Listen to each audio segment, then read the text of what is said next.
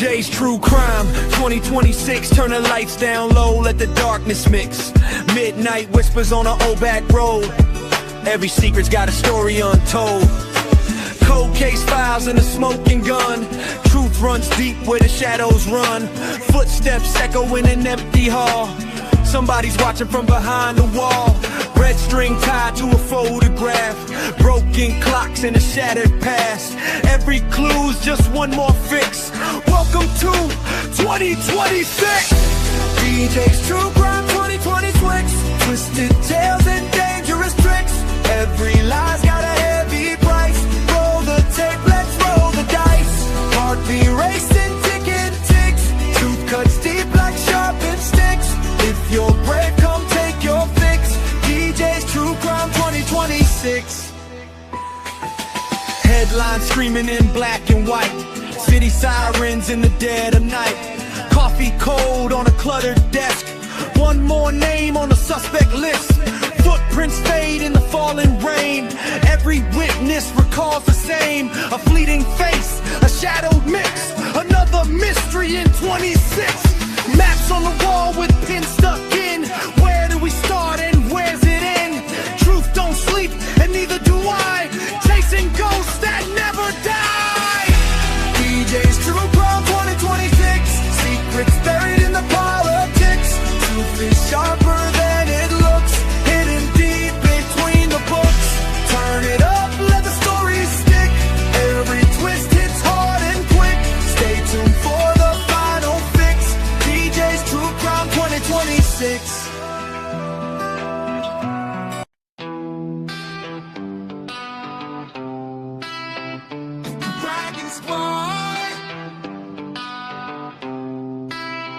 In the midnight city where the neon lights glow. DJ's on the mic and the whole world knows. From the streets to the sky where the blue flames fly. We ride together strong, never asking why. Hear the beat of the drums like a dragon's roar.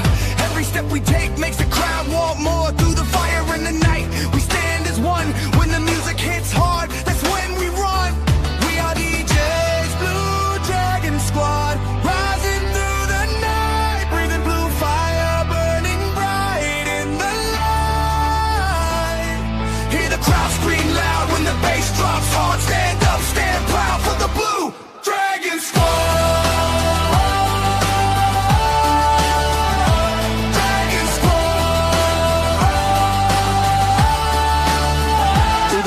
And the sound where the legends grow. Every beat we drop makes the whole place glow. From the underground vibes to the main stage flame. Blue dragons flying high in the game. Hear the thunder roll when the speakers pound. Feel the energy shaking the ground. Every soul in the room feels the spark ignite. Blue dragons rising in the night. We are DJ's Blue Dragon Squad. Rising through the night, breathing blue fire, burning bright in the light. Hear the crowd scream loud when the bass drops hard. Stand up, stand proud for the Blue Dragon Squad. Dragon Squad. No fear, no change, just the rhythm we ride. Blue flames in our hearts, got the squad by our side. When the night falls down and the music's loud, you'll hear the roar of the dragon crowd. We are DJ's Blue Dragon Squad. Hear the legend call. Blue fire rising as the shadows fall. Hands in the air while the beat hits hard. Forever we ride. Blue Dragon Squad.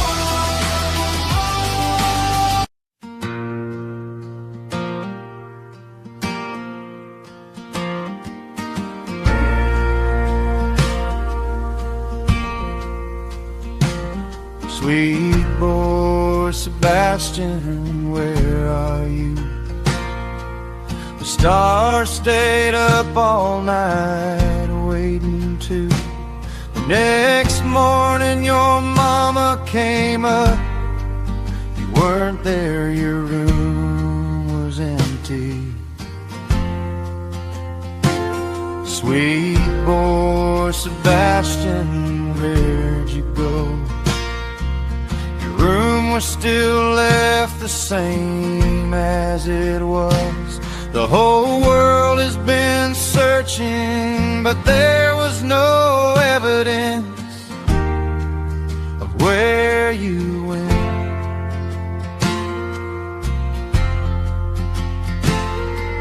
The wind whistles softly in the night and morning. It hums your name and hums the song of I am the tiger. It's so quiet without your laughter and smile. Life gets harder and harder every day.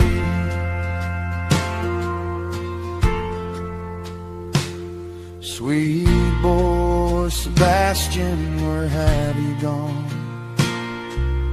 Everyone has searched through forests and water and near your house with no sighting or sin. If you're hiding, come out and come back.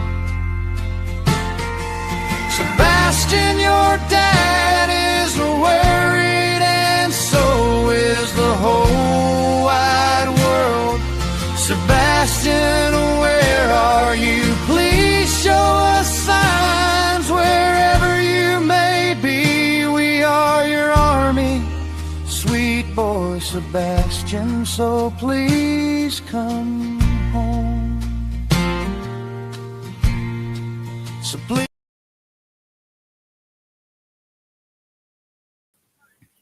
Hello, hello. Can everyone hear me? Put a thumbs up in the chat or a 1 in the chat if you guys can hear me. And Jacob, I will let you up. Hi, Dan.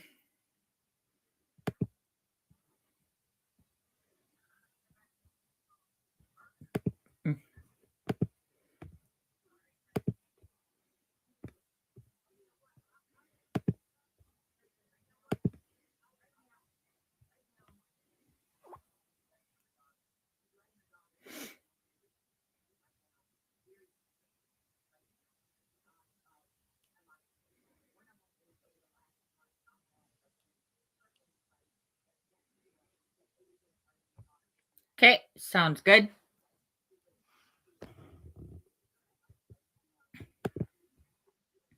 Hello there. Hello. Okay, well, we will get started.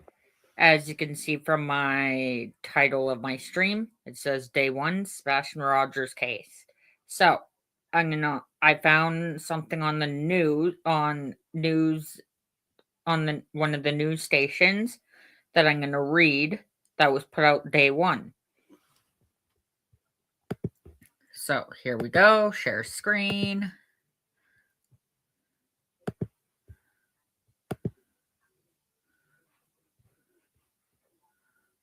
So, Sebastian Rogers search.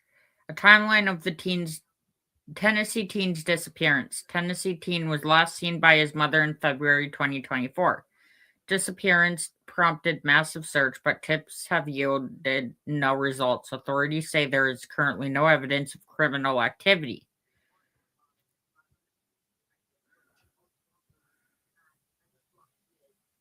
Okay.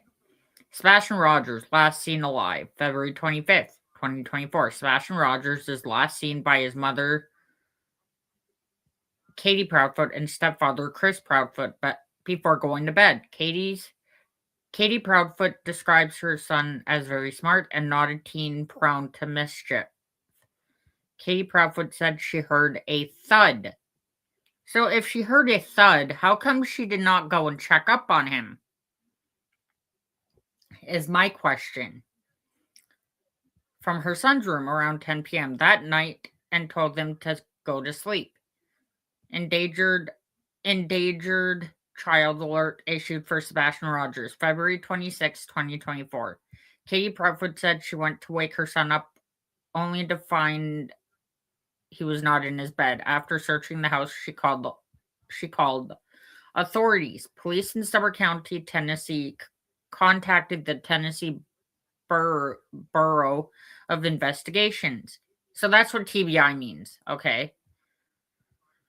Which issued an endangered child alert that morning. According to the alert, Rogers had been seen earlier that day in Hendersonville, Tennessee, wearing a black sweatshirt, black sweatpants, and glasses.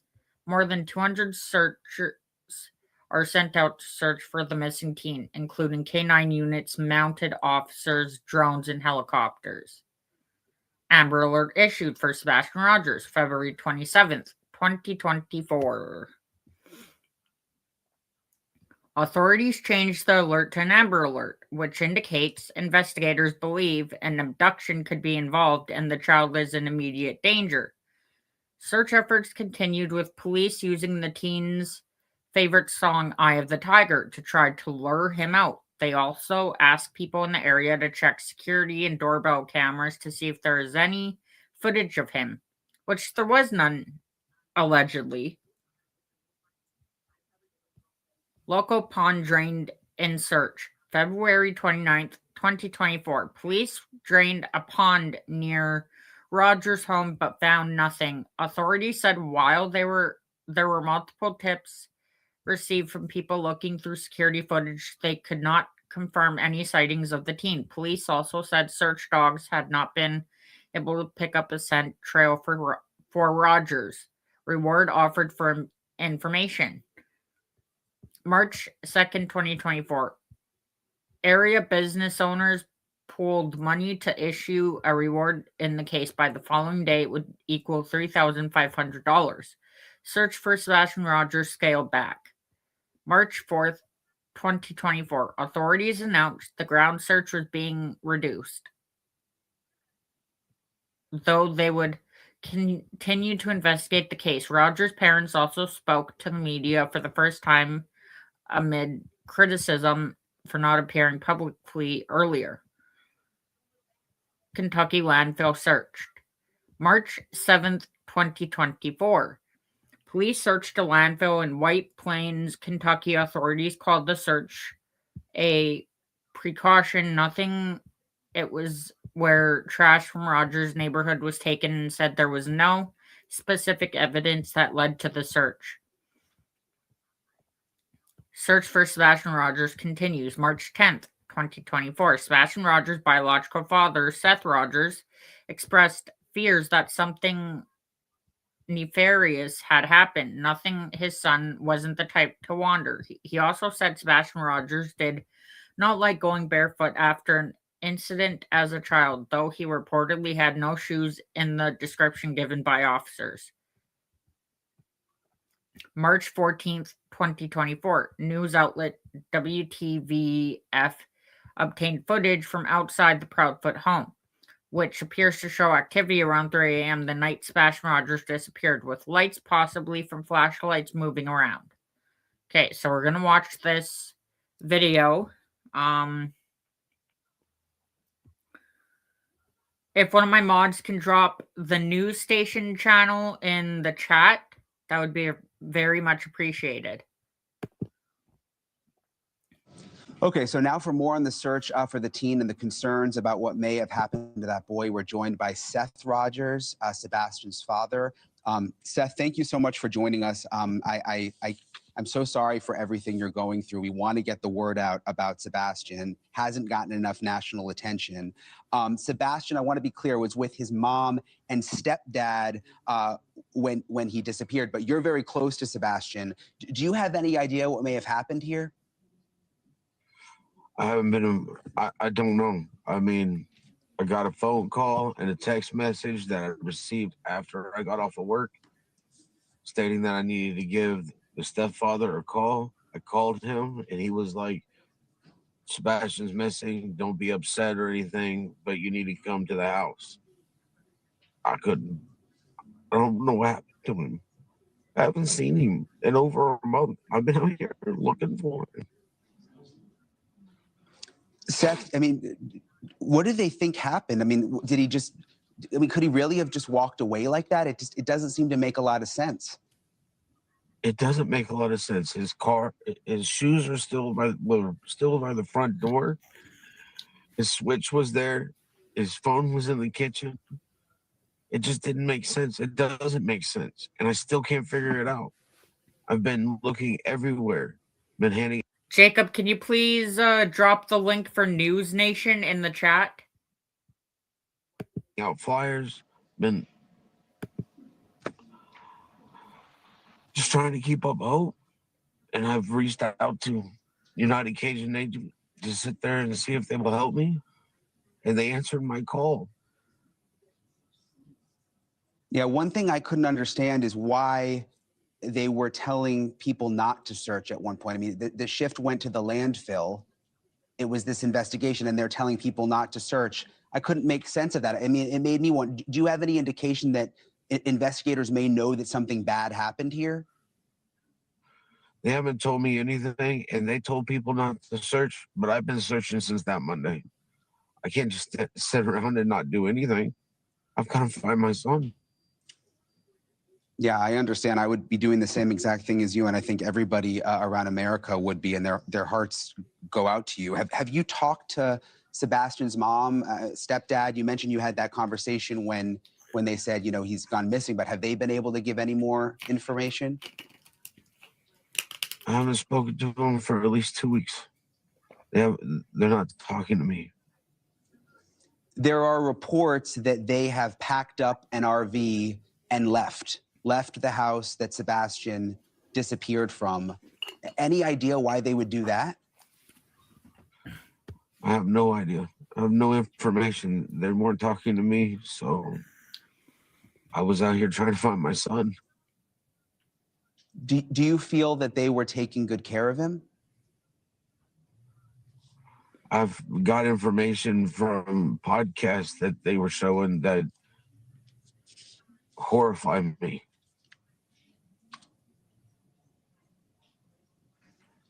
What do you mean? I mean, were they on podcasts or? I'm sorry, I know this is upsetting, but I just want to understand. They were going on podcasts, and it was like, it's supposed to be about Sebastian. They wanted to talk about themselves. I don't get that. We need to get Sebastian's face out to everybody. Have them looking for Sebastian. This isn't about me. It's not about his mom. It's not about his stepdad. This is about Sebastian. He needs to be found. Have they been searching at all? I mean, I know you're out there right now. Have his mom and stepdad been out there too? I can't answer that question. I don't know. I haven't seen them. And they've not been where I've been handing out flyers or searching. So I couldn't tell you what they've been doing. I mean, Seth, you know, I'm glad we have the picture up. He looks like such a nice young man. And I mean, would he ever leave barefoot? I know that's something that's perplexed some people. And even people who have children on the autism spectrum have been perplexed by that. Does that make any sense? It doesn't. It does not make any sense. If he knew he was going to go out walking or anywhere in the yard or whatnot, he would put on socks and shoes. He had a horrible experience as a child with fire ants. He learned. It's always socks and shoes, or at least something on your feet to protect you from what's on the ground. Thanks so much for watching. Go to joinnn.com to find News Nation on your television provider. And don't forget to click the red subscribe button below to get more of News Nation's fact-driven, unbiased coverage. In my opinion, the reason why Seth did not get a whole bunch of information was because, in my opinion, KP and CP were not wanting to tell Seth everything and tell him the truth, in my opinion. March 15th, 2024, the TBI released a statement saying there was no evidence of criminal activity and that the family was cooperating fully. The agency also warned people against sharing surveillance video online. Nothing it could be misinterpreted. March 21st, 2024, Seth Rogers organized a search of the Nazis Trace State Park, 100 miles from Summer County. After a tip suggested the family do so, nothing was found. United I'm not very good at pronouncing words. United Kazakh Navy joined search. March 23rd, 2024, the United Kazakh Navy joined the search after the end of the searchers for Riley Strain, a college student who disappeared in Nashville and whose body was found in the Cumberland River. March 29th, 2024. The United Kazakh Navy pulls out of search efforts, citing threats made to volunteers as the reason for suspending operations. Police continue to seek leads in Rogers' disappearance. April 2nd, 2024. In an update, investigators confirmed a pair of glasses had been found during the course of the investigation, but could not definitively confirm they belong to the missing teen. Authorities also reiterated that there is currently no evidence of criminal activity. The Proudfoots also confirmed they left home, with Chris Proudfoot saying he was going back to work and his wife accompanying him. April 17th, 2024. Seth Rogers hires private investigators to help search for his son. May 7th, 2024. Investigators confirmed a teen photographed in North Carolina is not Sebastian Rogers. Seth Rogers had previously stated he believed the photo showed his son. Sebastian Rogers' father calls for FBI. May 21st, 2024. Seth Rogers called for the nation's top law enforcement agency to take over the investigation into the disappearance of Sebastian Rogers. It's been nearly 3 months since Sebastian Rogers was last seen at his mother and stepfather's home, just around the corner from where he attended classes at Beach High School in Tennessee. I don't want my son to become a cold case, Seth Rogers said during the appearance Tuesday on Elizabeth Vargas Reports. The way I'm seeing the things right now, it'll be a cold case. In my opinion, I do not want this case to become a cold case. I hope he gets found. Sebastian Rogers is described as being 5 feet 5 inches with sandy blonde hair. He was last seen wearing a black sweatshirt, black sweatpants, and glasses. Anyone with information should call 615-451-3838 or the TBI at 1-800-TBI fine. Okay, so we saw that. Now, share my screen again. Now let's go here. Let's watch this video from Court TV, the mysterious disappearance of Sebastian Rogers.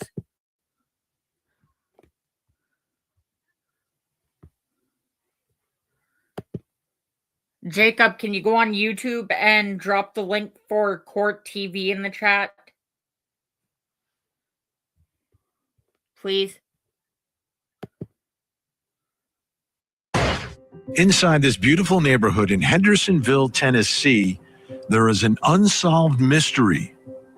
It was a Sunday night going into a Monday morning, and 15-year-old Sebastian Rogers was supposed to be inside his home sleeping. His mother, Katie Proudfoot, says he went to bed at 9, but was making some noise around 10, including a thud sound. Katie told him to go to sleep. She went to bed around midnight. Then at 6 a.m., Katie woke up. She went to his room to get him ready for school, but Sebastian was gone. She searched the house and he was nowhere to be found. Sebastian's stepfather, Chris Proudfoot, was not home, and Sebastian's father, Seth Rogers, was at work about 45 minutes away. police responded and began trying to figure out what happened. That was back on February 26th. And now, more than a month later, no sign of Sebastian, no sign of foul play, and no answers about what happened. Tonight, we'll take a look at some of the strange facts surrounding this case, like the lights in the neighborhood at 3 a.m. We'll also take a closer look at Sebastian and how his medical conditions and mental health could have played a role. And we'll focus on the water searches as we continue our investigation into the mysterious disappearance of Sebastian Rogers. I just built a budgeting app with Base 44. Mina just built an app. So we can all build apps now? I'm Benny Politan. Thank you for joining us tonight on Closing Arguments. I can't believe we're still here tonight in the search for a 15-year-old boy with autism, and there's zero leads. Zero leads in this case. How does that happen? And you take a step back and you think, well, what are the possibilities of where he is or what happened to this little boy? Now, he could have, he's 15 years old. He could have, on his own, gotten up and run away. But could a 15-year-old boy in the middle of the night get up, run away, and not leave evidence of anything? Could he be that stealth? Now, people often, sometimes people run away and they don't want to be found for whatever reason. And obviously that's a possibility here. But a 15-year-old boy pulling that off? 15-year-old boy with autism, able to just get out of the house, no one's going to find me, go wherever he's going, and somehow hiding and surviving? That's one possibility, right? Another possibility is somebody did something and something happened. But over and over again, we hear no evidence of foul play. And the real question I have tonight is, investigators, are they any closer to finding him? So there was another search, and we heard about this last week, a search of the area. So if they're searching that area, that means that, from my perspective, they don't know where he is, number one. They don't necessarily know what happened to him. Because they're telling us no evidence of foul play, and we're still searching and we're still finding nothing. So are they any closer tonight than they were on February 26th? And let's look at the other possibility here, right? That there is foul play without any evidence. Right? There's no evidence of foul play. That doesn't mean that there wasn't foul play and they just have not found any evidence. Or it could be a combination of the two, that he decides to leave on his own and then something happens. But still, under all of these scenarios, there's not one video. There's not one witness coming forward. There's no forensic evidence. There's no evidence of anything happening anywhere. Like, this is baffling to me. That in 2024, someone just vanished. Where could he be? I think these water searches are crucial. And we're going to talk about that tonight. And you look at the neighborhood and you go around, and there's ponds everywhere. They're kind of murky. But wouldn't there be evidence leading to that pond or something, wherever it is, whether it's close or far? I mean, how far is he getting without shoes in the middle of the night? In my opinion, and allegedly, he did not just walk out of his home on his own. And in my opinion, and allegedly, why was there still shoes at his place? In my opinion, he got carried out. The night he went missing.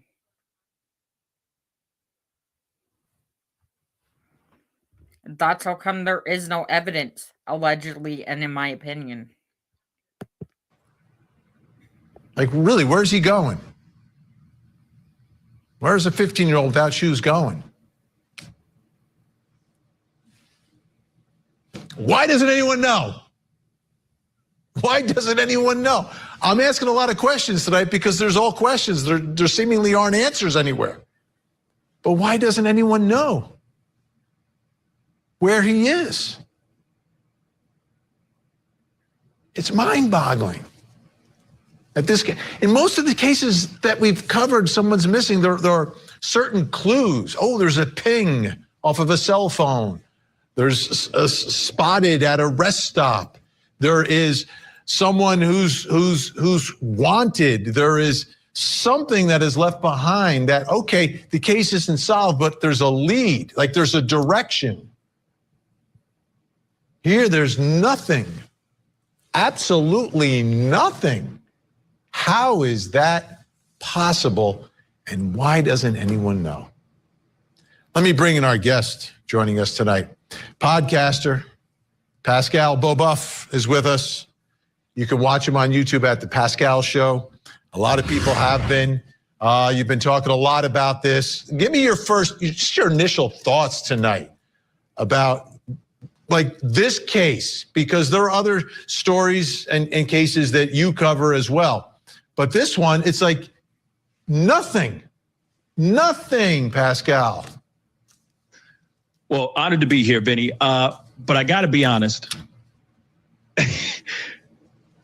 This is getting thicker than a Snicker, and there still aren't any answers to all the questions, and even more and more questions keep coming up, and the answers are just sitting in the back. And I don't know what is going on. It is so crazy, this case, and we're turning left, we're turning right. It's been all over the place, and. Excuse me, sir. How old were you when you made your first million? What is this for? We're trying to get advice for the younger generation. Man, I just wish we had at least something, a little tiny bit of something that would lead us towards Sebastian's location, at least. No evidence of foul play. No one is a suspect in anything. Yet, did something happen that would make him want to leave? Was there a reason for him to go somewhere? Is there evidence of him going anywhere? How do you get in and out of the house? What was his state of mind? These are so many questions, but let's start just by looking at a map. I want to look at a map so we have some idea of where all this is happening. It's a neighborhood. It's a nice neighborhood. There is a construction of another nice neighborhood taking place next door.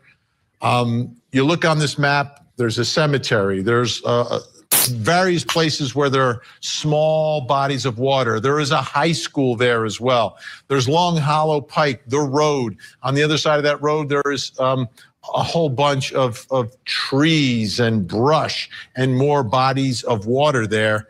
But at the end of the day, Pascal, when we begin here, looking at this neighborhood, that's the first thing. I always start with the neighborhood.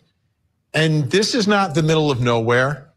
There's nice homes, like really nice homes in this neighborhood. If you're leaving in the middle of the night, where are you going?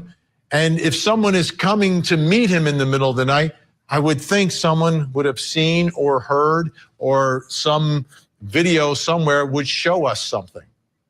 Right. I mean, you'd think that at least some sort of Ring camera would have picked something up. Some security camera, something of some sort would have shown Sebastian moving around.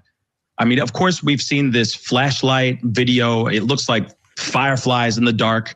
Now that's been debunked, saying that is a garbage truck, which I still am wondering how a garbage truck with a light on moves around in that kind of fashion. It just seems a little bit weird to me. At 3 o'clock in the morning. Let me tell you, Exactly. If the garbage man shows up in my neighborhood 3 o'clock in the morning, everyone in the neighborhood's calling the next day saying, don't ever do that again, because it's going to wake everybody up.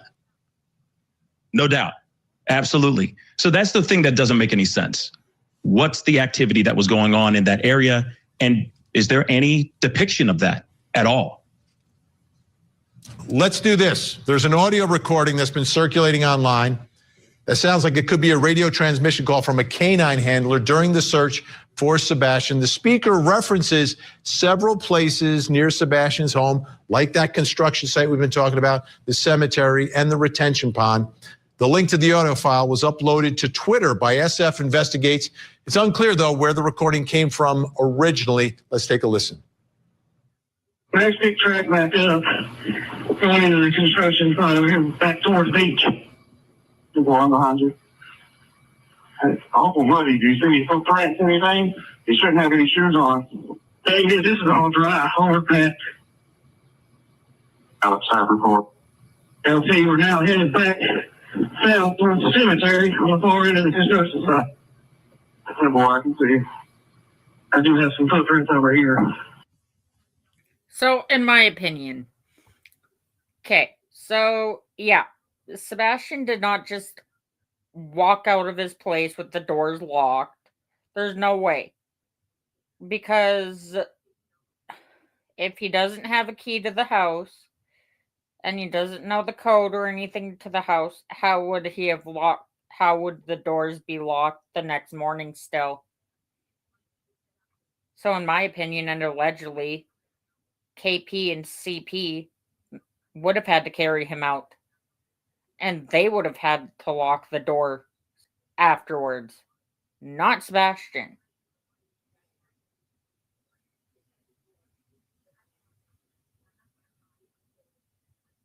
So, the lies that they're spewing out,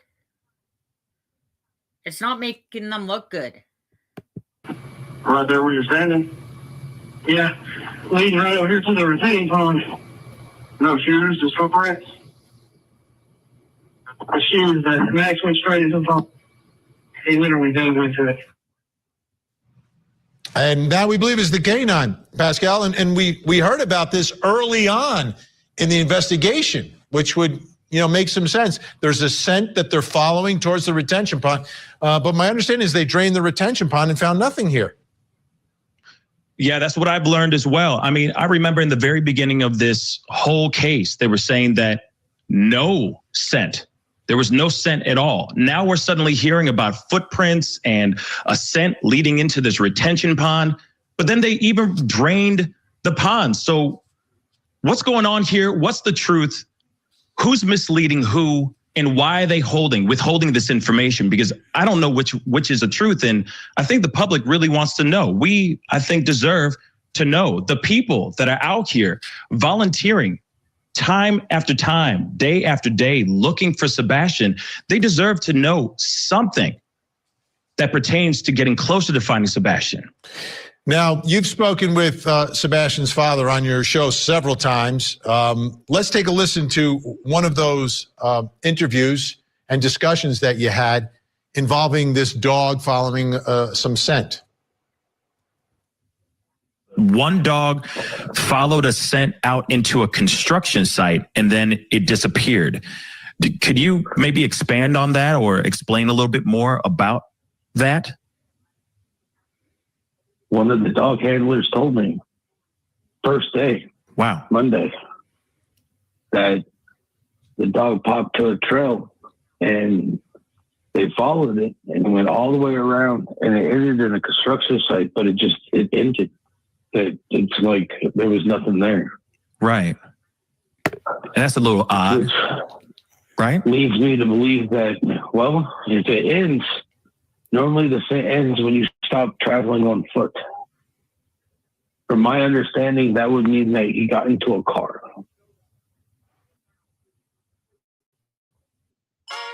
I wanted the word cuppa, as in cup of tea, I thought would be great to mix with hug. When I saw the domain was available, I was like, I'm taking it.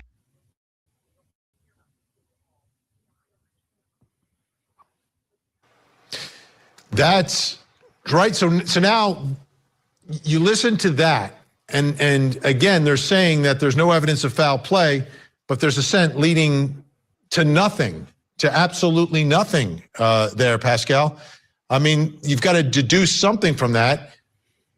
They haven't really talked about this a lot, but this would seem to be a potential lead or explanation as to what could have happened here if, in fact, he's leaving the house, heading towards that construction site. Nothing in the water, but the scent disappears. It's very weird. In that interview, Seth talks about footprints going in, or a scent going into this construction site, talks about the pond. But then he came on later in another show, days later, about a week later, says that had been debunked. We've heard it on other platforms as well, saying that law enforcement said that the scent that they are talking about was debunked. But then we're all still hearing from the Proudfoots about this scent leading into the pond. Yet again, like you said earlier, Vinny, that pond was drained. They walked that pond. So why are we still talking about this, the footprints, the scent leading into those areas? Like I said, something's just not mathing for me. Something just doesn't make any sense. And have the Proudfoots come on your show? No, I would love to have them on my show. So we've invited them as well, waiting. And I know this is a difficult spot for everyone involved. And they've spoken to the Chronicles of Olivia. We spoke with her. They've spoken with Nancy. In my opinion, yes, none of this does make any sense. And with the dogs picking up a scent, it was not Sebastian's scent, allegedly. In my opinion, it was either CP's or KP's scent or someone else's scent, but not Sebastian's. So, yeah, none of this makes sense at all.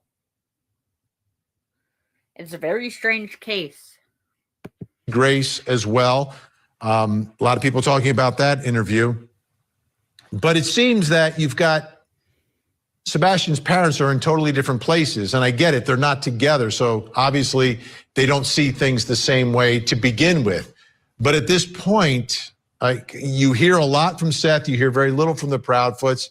Seth seems to still be on the ground there, involved in coordinating some searches near and around that construction site close to the home, and the Proudfoots seemingly are out of town. Yeah, they're gone. It seems like they're on vacay, to be honest. But I will say this, just because they are somewhere else in their RV, away from that house, away from the search, is not an admission of guilt. But by the court of public opinion, optically, it looks really, really bad. I wish that they were here or there, doing whatever they can to find Sebastian, because again, it should be the three of them, boots on the ground, trying to find Sebastian. But this also gives us a little bit, it shines a little bit of a light on the relationship, the dynamics that are going on between the three of them. Something seems like something might be a little bit off between the three of them. Well, I agree. And later on in the program, we're going to dig through some of the divorce documents, and you can tell that by reading those, you understand people get divorced for a reason and things are bad. But, we had an experience, and maybe it was very unusual with Gabby Petito. Her parents both got remarried, and together that group was a force, and they were all on the same page, looking Absolutely. for Gabby desperately. That's not the case here, and it could have to do with the dynamics of the divorce, everything else. But at the end of the day,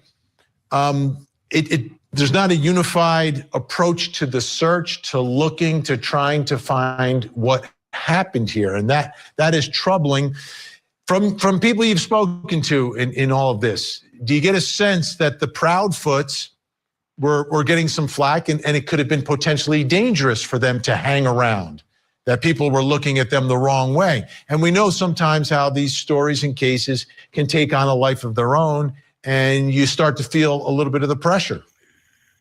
Well, I will say this. I mean, I get it that they may be getting death threats. They may be getting some threats of some sort. There may be a lot of pressure where everybody's giving them the hard side eye. I definitely get that.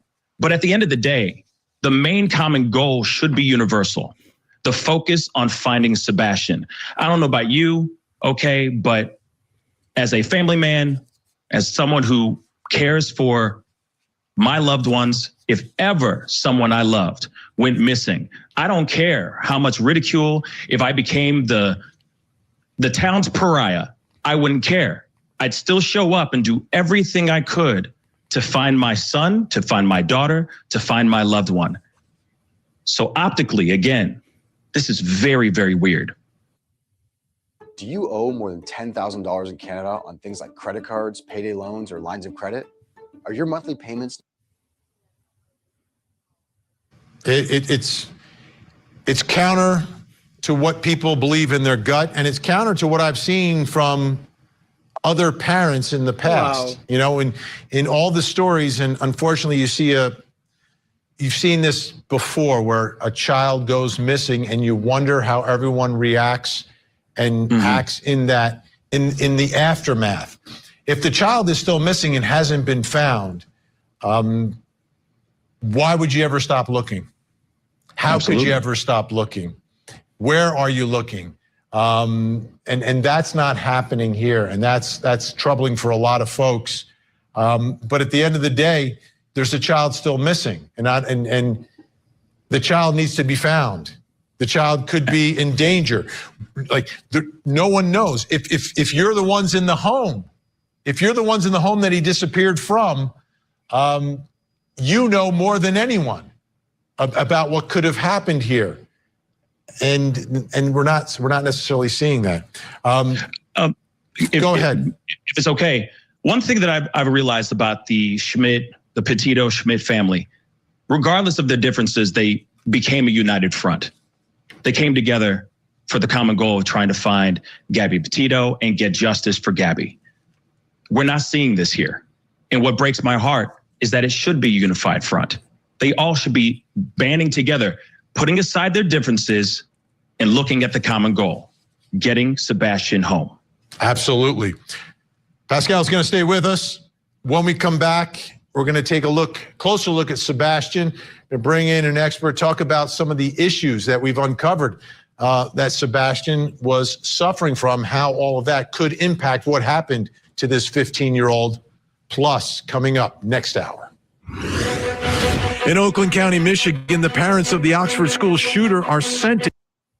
So in my opinion, yes, Pascal is right. If I had a kid, I wouldn't be sitting around doing nothing or going on vacations. I would be going out every single day searching, not what KP and CP are doing. It's very disgusting what they are doing, in my opinion.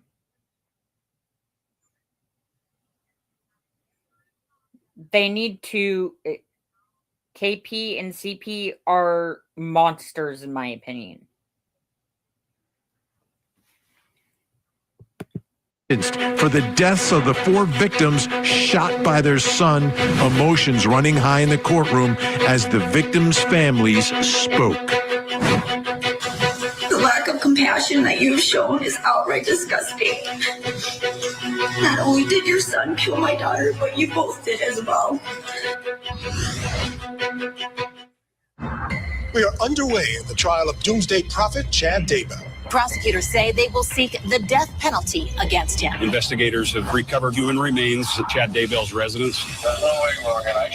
It's just on a commercial break, so I don't want to move too far now, forward. will in the her video. husband end up with the same fate? It's just so hard to know where the truth ends.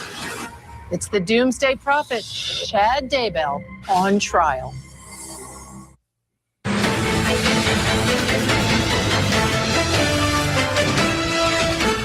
Knew my son was missing, and I just started watching body language, listening to words coming out. Did I form an opinion? Yeah, I formed an opinion. I am only human. That again, once again, my son, something has happened to my son under her watch. And once again, she wasn't being an adult. She wasn't being a parent taking care of an autistic child.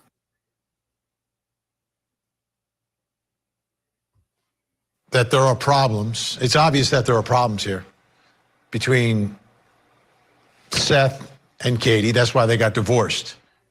Now, they have a child together, a child with autism, and trying to understand these dynamics and how that could impact what happened to Sebastian, why he would suddenly vanish for whatever reason that it could impact.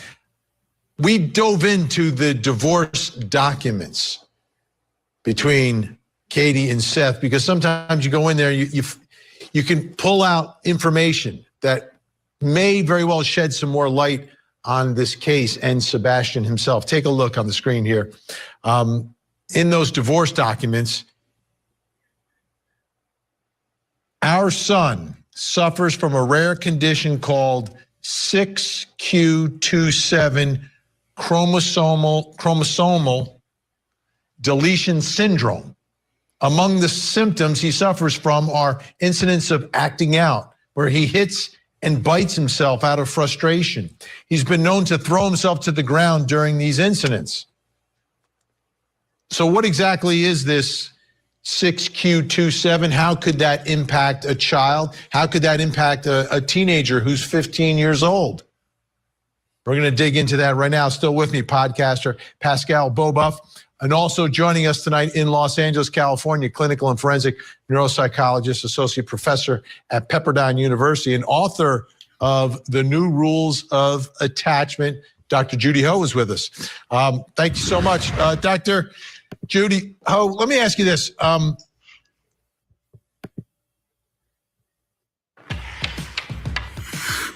You're next.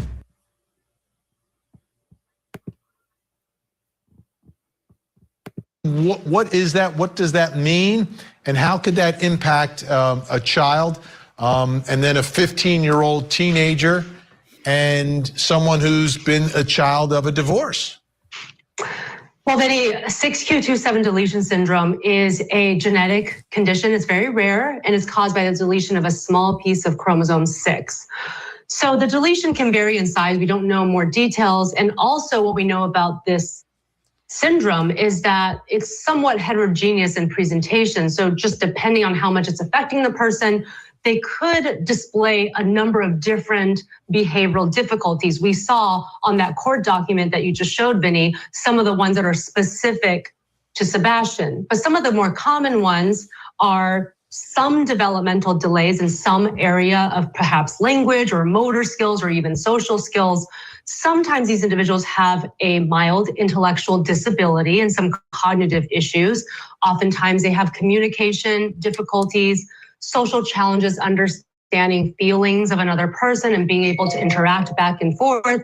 Sometimes they'll have difficulty with impulse control and managing their anger and more negative emotions. And there is some research. So what this lady is talking about is she's talking about the deletion that the chromosome deletion that Sebastian has, and to do with the cognitive disability.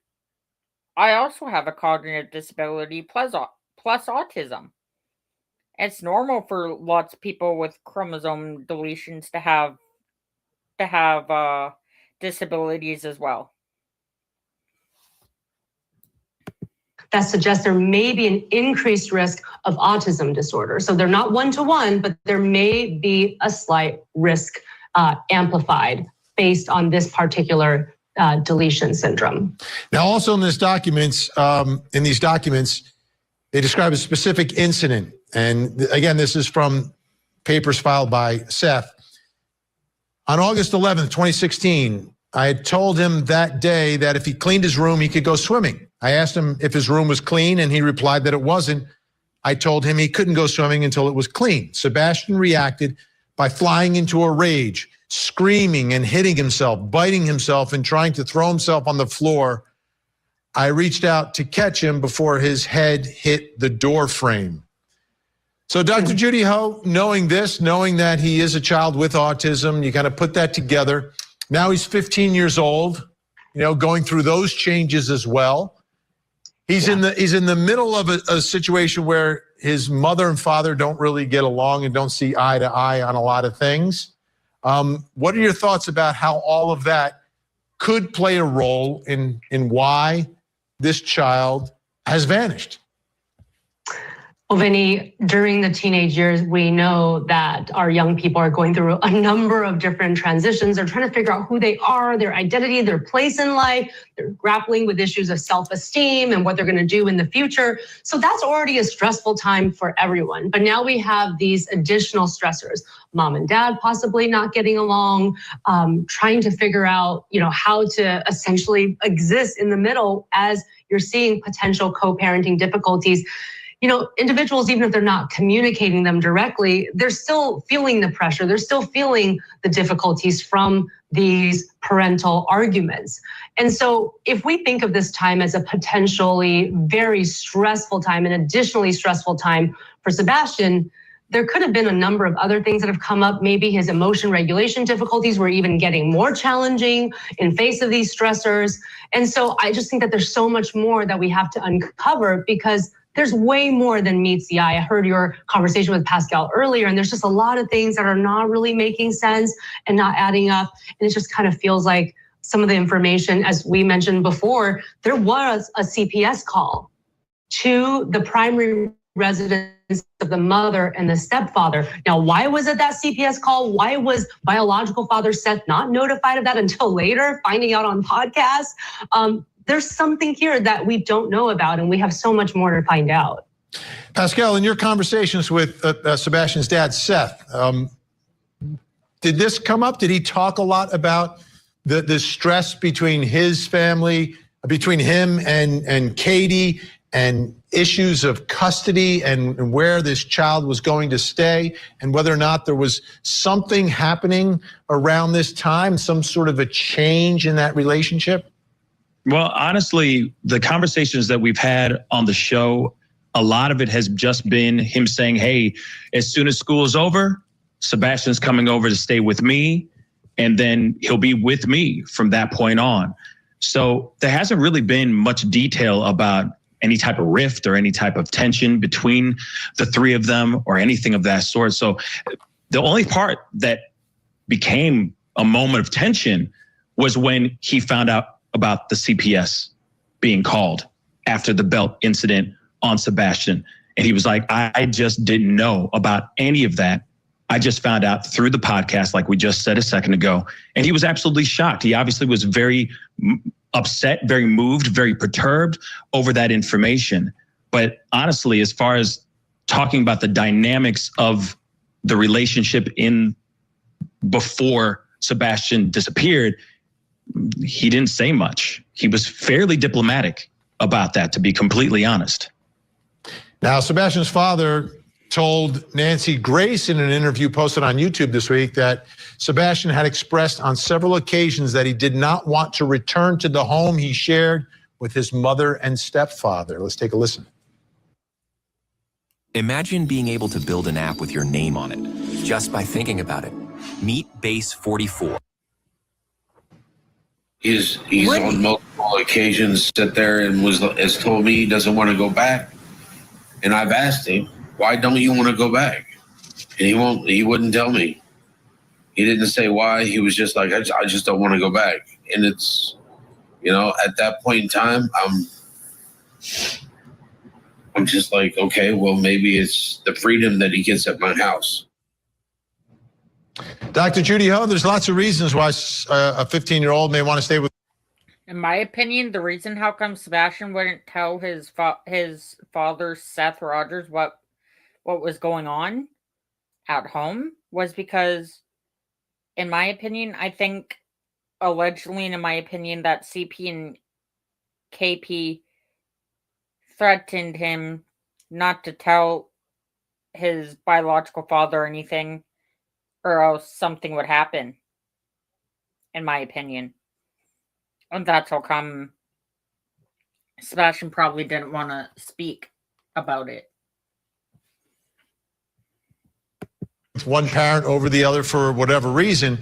But if that same child now disappears, I think this is something that becomes much more significant.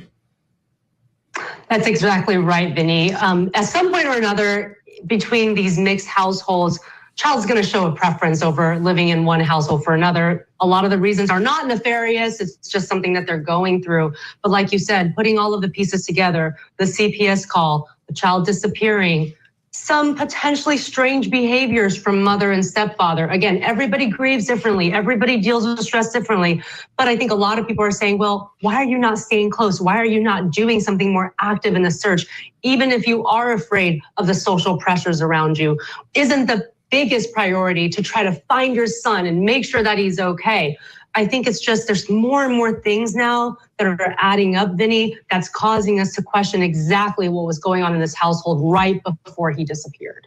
And Pascal, the other thing is happening, the more that, and you said this off the top, right? The deeper you go into the interpersonal relationships and issues that the adults in Sebastian's life have, it just seems like there's much more potential for there to be a reason for him to disappear, whether he disappears voluntarily or whether something happened that made him disappear. It just seems that there's conflict and there are things happening in the lives of these three adults that somehow impacted this child, because he did not just vanish for no reason. Absolutely. Obviously, as you can see, there's a lot going on, as you just said. There's a lot going on inside this family, this blended family, if you will. And there could be many possibilities of him running off because he couldn't stand bouncing back and forth like a tennis ball from one household to the other. There is a possibility of him liking staying with his father more than staying with the Proudfoots. That's a possibility as well. But I guess that's still, those are all questions that are still up in the air that I think we're all pleading for an answer on. Yeah, it's the old news cliche, more questions than answers, but it continues. And all the questions are really come down to one question, like, where is Sebastian? Pascal Beaubuff, make sure you check him out on YouTube after this show, right? You have to wait after this show. Go to Pascal, download, watch his live streams. Awesome stuff. Dr. Judy Ho, great to see you. Make sure you grab the book. When we come back, folks, we're going to focus on some of the water searches. There's a lot of water in that area. Not big bodies of water, but enough. That's next. Hint.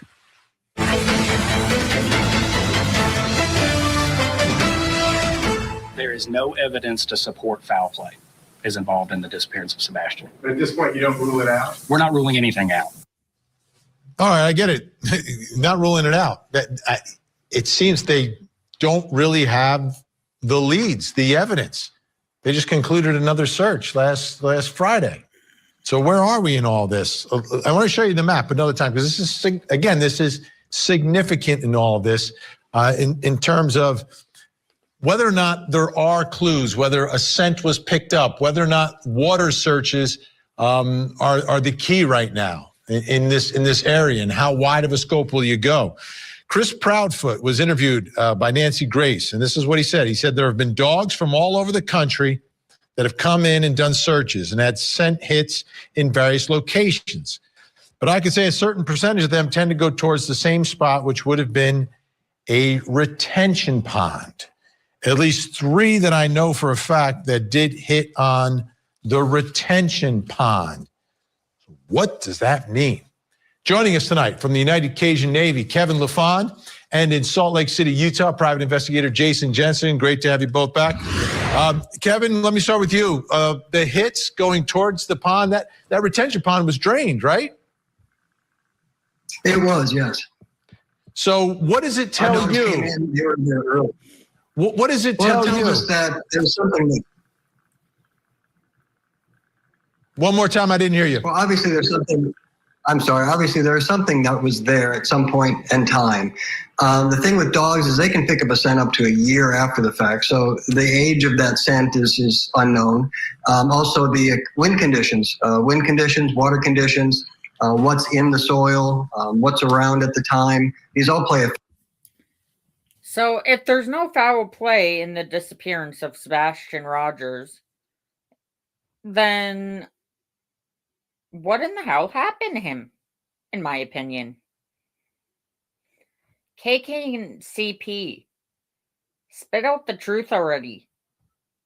Tell everyone what happened and bring Sebastian to his biological father's house, where he is safe, where nothing bad will happen. That's all people want, is the truth.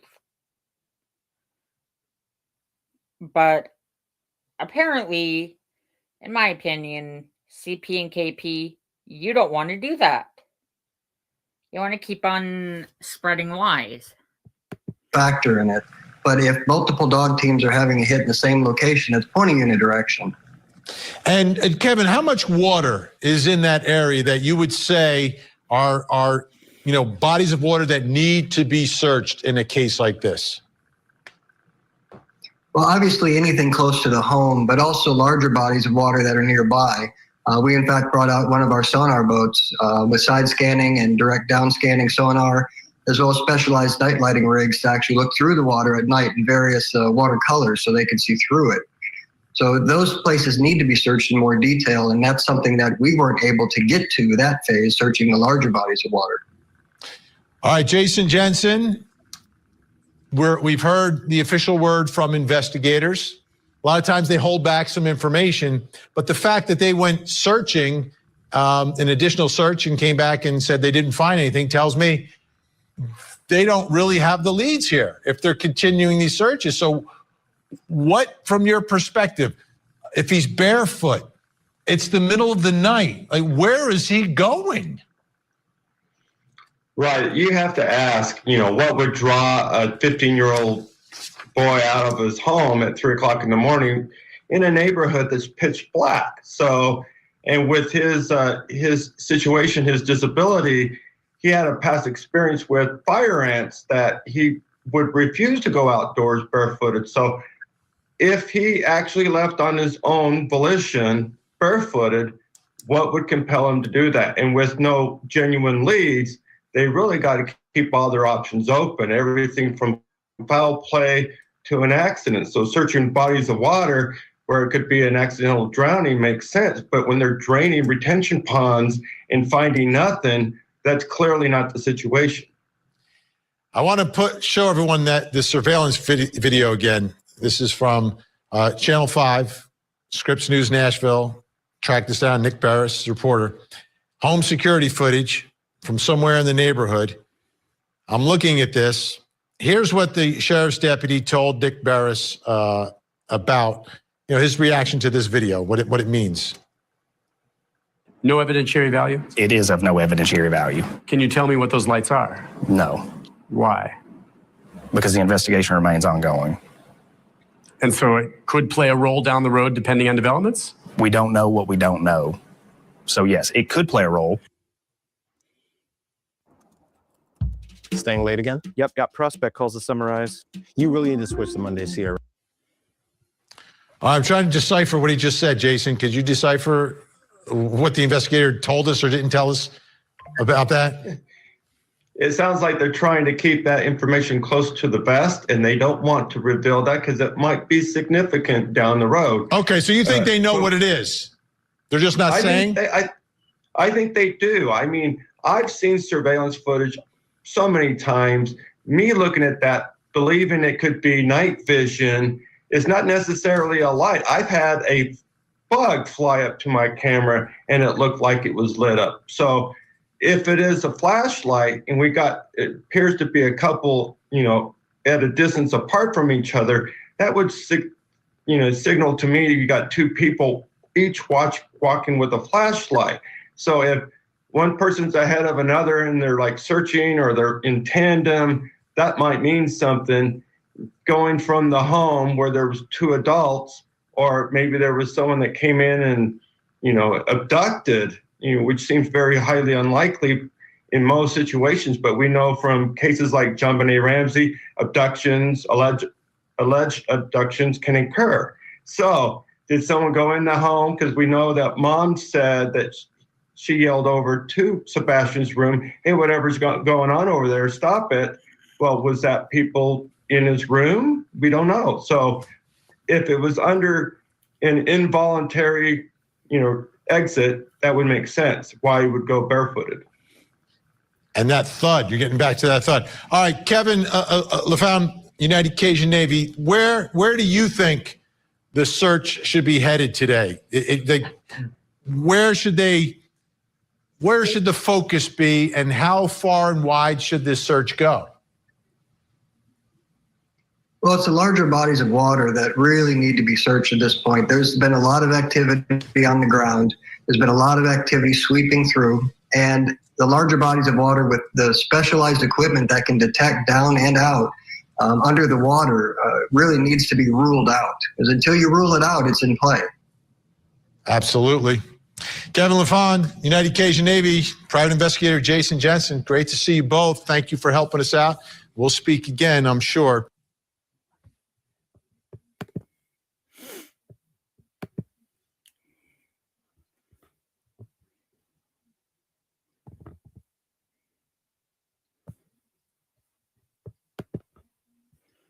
Okay.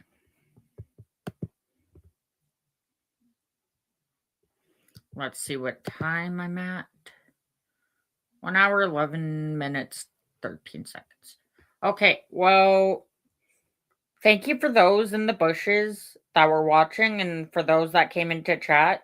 I really appreciate it. On your way out, please hit the like button, subscribe if you haven't, and also get my channel out into the YouTube algorithm.